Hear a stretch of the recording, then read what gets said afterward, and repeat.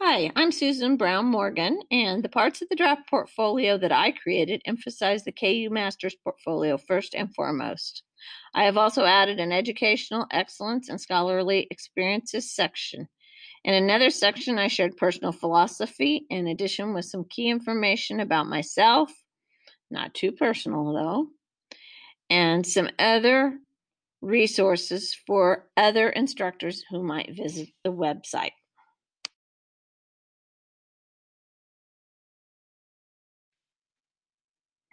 In creating my website, I always felt a picture is worth 1,000 words, as well as any connected videos.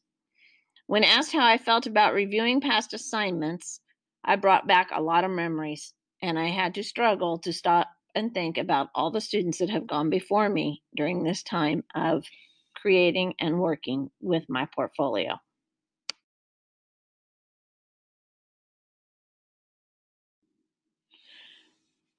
Reviewing past assignments was fairly reasonable. However, in discussing numerous projects of reflection, of a reflection, of a reflection, and then writing a reflection, I would suggest that we rename those as it became quite confusing. The artifacts that I chose, I felt offered a great amount of information to those visiting the website, and my goal was to offer things that were rich in history and suggestions as artifacts that would help others connect and create their own artifacts and teaching style and or website. Period. In doing so and creating the website, I always secured approval for pictures and avoided any confidentiality issues or breaches.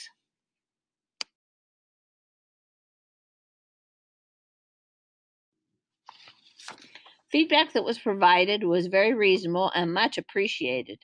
I really appreciated the fact that the staff and the professors identified any key concerns with projects early on throughout the modules prior to the final completed project. Therefore, when uploading and reflecting on our projects, there was not a real great need for great changes. I did find some typing errors and other related concerns, but overall, the end projects were ready to be uploaded and reflected on.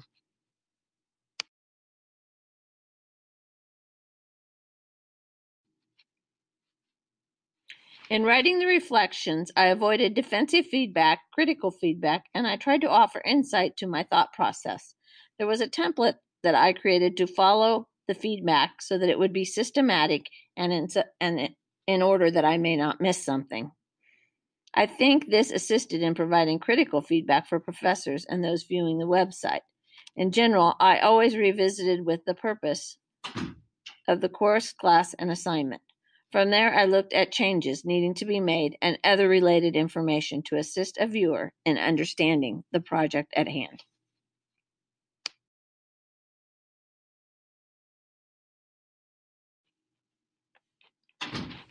In creating the website and the portfolio, I really appreciated all the friends and family that stepped forward to share information and provide insight into their life process, especially those who live with disabilities, support those with disabilities, and have had to advocate for those with disabilities.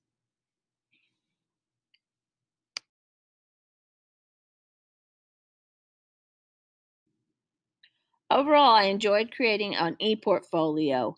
The decisions I made were based on past experiences. I am a published author.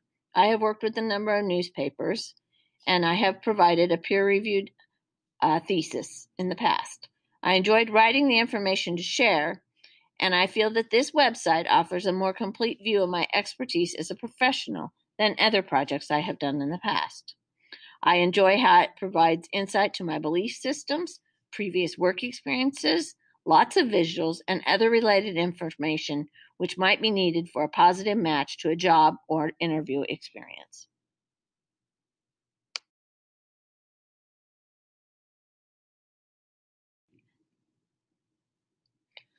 To assist those reviewing the portfolio, and particularly the KU sections, I created what was like a table of contents, making sure that my titles and my course numbers matched the artifacts down below, along with the links.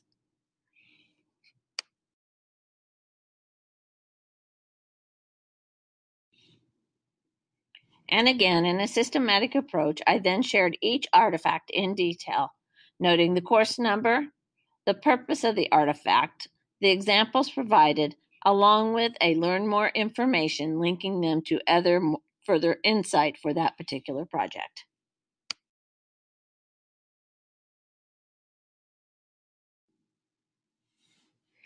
Over the 3 years I had been working with the website and with my project, it did become a long, drawn-out process. From time to time, you need to stop and reflect and take a break. I also noticed that because I kept adding more information and wanting to expand the portfolio, I had to end up purchasing more bandwidth in order for the information to upload at a reasonable pace. I also did have a professional colleague ask if I had problems with people gaining inappropriate access to the website, and I noted I had not. Overall, as with any publication, one can continue for days and days and never finish finding an error with the project. At some point, I had to come to a close, and for now, I will take a break. Maybe in a few months, like next summer, I will come back to update and revisit concepts and ideas to keep this website up and running and keep the ideas fresh and up to date.